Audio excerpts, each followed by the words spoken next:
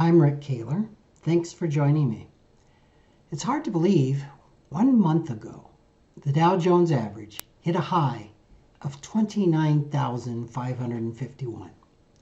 Since then, we've experienced a U.S. stock market meltdown and volatility similar to that of 2008 and actually surpassing that. It's been the sharpest drop in the Dow from a high in history.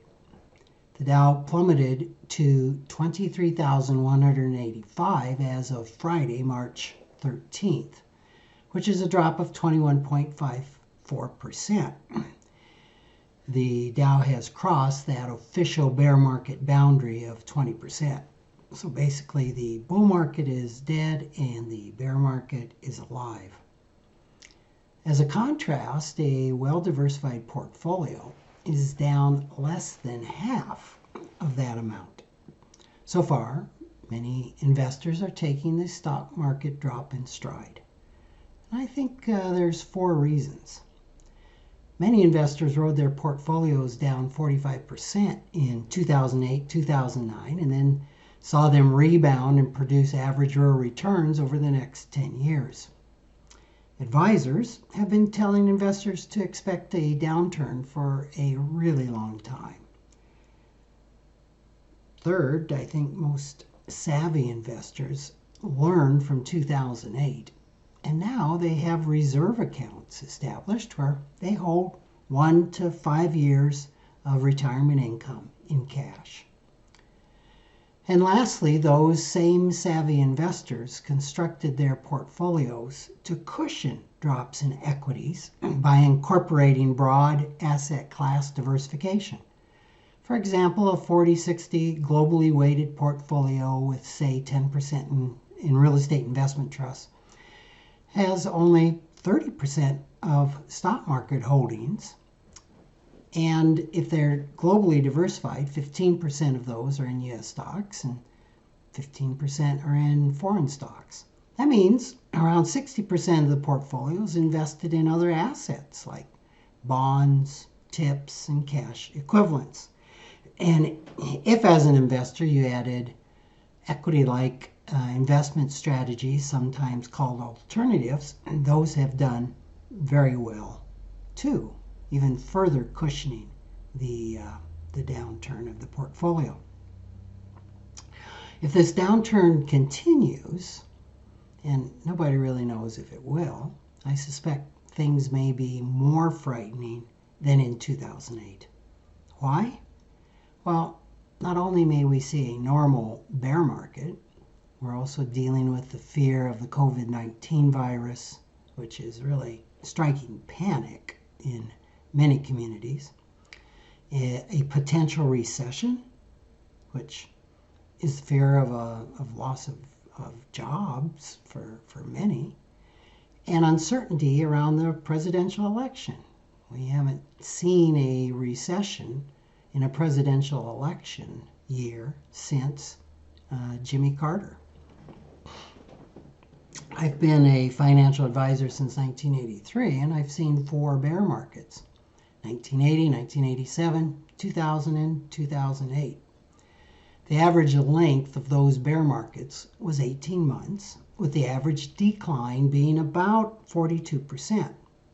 So if this bear market is average, which would only be a coincidence if it is, it could last another 17 months because we're only 30 days into it. And the Dow could fall a total of 12,322 points, meaning it would bottom out somewhere around 17,000. That would be an additional 6,000 point drop to go. So what's the best course of action? Well, if you're scared, which is perfectly normal, a lot of advisors are scared too, acknowledge that fear. It's okay. And then leave your portfolio alone. I've never had a client hurt in the long term by staying with their portfolio. I have known a few investors who were financially hurt and some devastated by jumping out too late and waiting too long to get back in. For those few that insist on getting out, I always ask, what will be the trigger that gets you back into the market? The answer is always when things are better. Well, what's that mean? What I have noticed is typically by the time the investor says things are better, the horse has long left the gate. But if you absolutely must adjust your portfolio, it'd be better to adjust your portfolio and lighten up on equities or reduce the equities you have in your portfolio than just flat out sell out. And this is going to help you sleep better at night. I'd recommend reducing exposure to stocks. That could mean going from a 70-30 allocation to a 60-40 or a 50-50, or just some allocation with lower equities. Now, like I said, even though this is better than getting out, every investor I know who made such an adjustment in 2008 permanently took off 1% to 2% a year of annualized return from their portfolio. What's that mean? Well, on $1 million portfolio, that small adjustment costs them $10,000 to $20,000 a year of lost income. So, if anything, this might be a time to increase equities in your portfolio. On the day that the Dow hit about 29% down, we had 3 clients readjust and become more aggressive. So the best action to take, as with any scary downturn, is to do nothing. Continue to rebalance your portfolio quarterly or annually. Also, ignore the talking heads proclaiming this downturn is different and markets will not rebound the same way as they did in the past. This happens with every downturn. There's always some pundit saying, but this is different.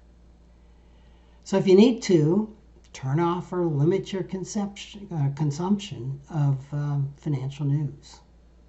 In fact, the research shows that the less financial news a person views, the higher the return of their portfolio.